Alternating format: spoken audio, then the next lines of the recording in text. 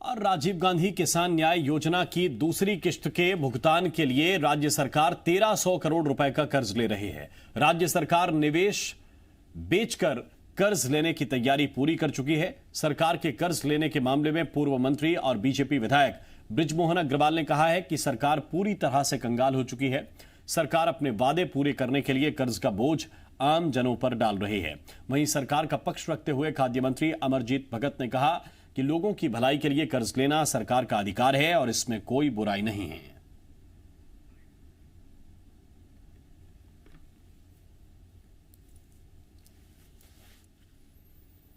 BJP ने जो कर्ज लिया था वो तो 15 सालों में लिया था, पर इस सरकार को तो 2 साल हुआ है।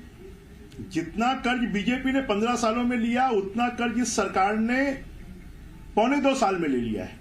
अगर यही स्पीड रही तो मुझे लगता है कि सरकार का जितना बजट है उसकी आधी राशि ये 5 सालों में ये सरकार कर्ज में ले लेगी। तो ये सरकार जो है पूरे छत्तीसगढ़ को कर्ज में डुबोने में लगी हुई है। अपनी सिर्फ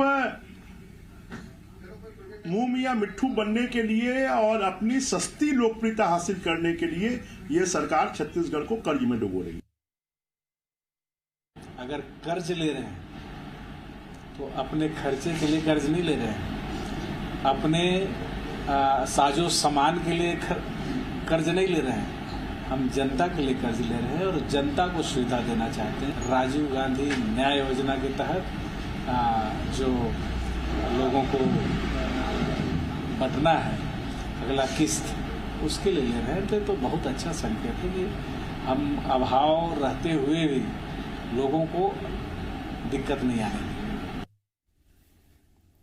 और रजनी ठाकुर हमारी सहयोगी इस वक्त ज्यादा जानकारी के साथ हमारे साथ जुड़ी हुई हैं। रजनी, 2 चीजें हैं एक तो छत्तीसगढ़ सरकार को अपने वादे पूरे करने हैं जिन वादों के साथ वो उसने सरकार बनाई है, और एक परसेप्शन भी बनाना है कि सरकार के पास भले ही बजट नहीं है, भले ही पैसे की कमी है, लेकिन फिर भी जो वादे हैं वो पूरे किए जा रहे हैं, भले ही उसके लिए कर्ज क्यों ना लेना पड़े। दूसरी तरफ बीजेपी है जिसे ये चीजें संभवतः दिक्कत देने वाली हैं, लग रही होंगी। क्या इस वक्त राज्य की वित्तीय स्थिति है, जरा ये भी हमें समझाइए। राम, कोविड का संकट है, ऐसे में सभी राज्यों में आर्थिक गतिविधियां रुकी हुई थी और राजस्व में कमी आई है, जिसकी वजह से छत्तीसगढ़ समेत बाकी राज्यों की भी जो स्थिति है वो कमजोर है। इसको देखते हुए छत्तीसगढ़ सरकार ने कई अहम फैसले भी किए थे, जैसे कि जो सरकारी कर्मचारी हैं उनके इंक्रीमेंट को लेकर ये फैसला किया गया कि इंक्रीमेंट तो बढ़ाया जाएगा लेकिन वो राशि उनको तुरंत नहीं मिल पाएगी। कई भर्ती परीक्षाएं भी रुकी हुई हैं और सरकार ने आर्थिक जो स्थिति है उसके हवाले से इन परीक्षाओं को रोक के रखा हुआ है। लेकिन जिस वादे के साथ कांग्रेस सत्ता में आई थी उसमें एक अहम वादा था कि किसानों को 2500 रुपए धान का समर्थन मूल्य दिया जाएगा। इस समर्थन मूल्य के लिए सरकार राजीव गांधी किसान न्याय योजना लेकर आई है।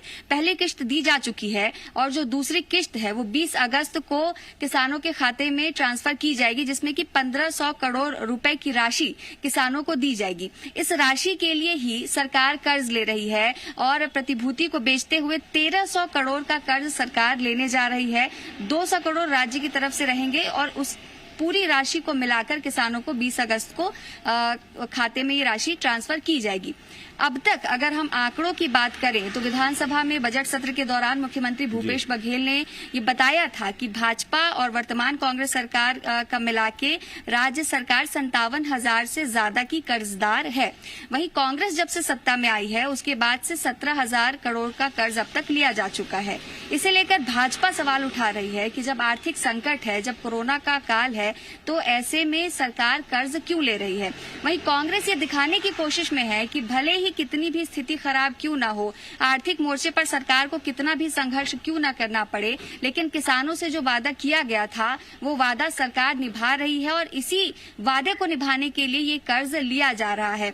पर सवाल ये उठता है कि जितना कर्ज लिया जा रहा है, क्या आने वाले समय में सरकार उस कर्ज को ठीक तरीके से चुका पाएगी, क्योंकि कोरोना की वजह से आने वाले समय में भी आर्थिक गतिविधियां बहुत बेहतर नहीं होंगी। आने वाला अगला साल जो रहेगा वो भी क्रूशियल रहेगा, तो ऐसे में सरकार को इस तरफ भी ध्यान देना होगा। लेकिन इतना तय है कि सरकार जो है कर्ज लेने जा रही है और इस कर्ज के जरिए ही राजीव गांधी किसान न्याय योजना की दूसरी किश्त की राशि जो है वो दी जाएगी।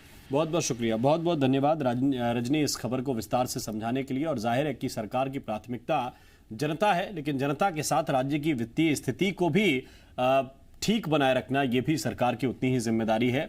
दोनों बातों पर संभवतः मुख्यमंत्री और जो वित्तीय प्रबंधन देखते हैं राज्य सरकार का, वो इस बात पर ध्यान देंगे।